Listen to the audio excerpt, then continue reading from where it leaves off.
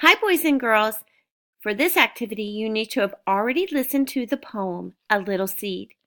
If you have not listened to the poem, pause this video or turn it off and go back and listen to the poem. All right, if you're still with me, you've already listened to the poem. Now, boys and girls, what you're going to do now is you are going to act out the poem at the sensory bin that your teacher has set up.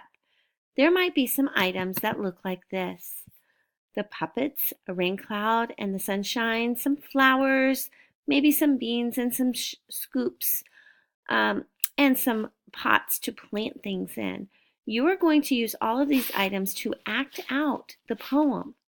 When you're done acting out the poem, or as you're acting it out, have a friend take a video and send it to your teacher, or take a picture. After you do that, you want to put everything back where it was so that the sensory bin will be ready for the next person. Have fun learning!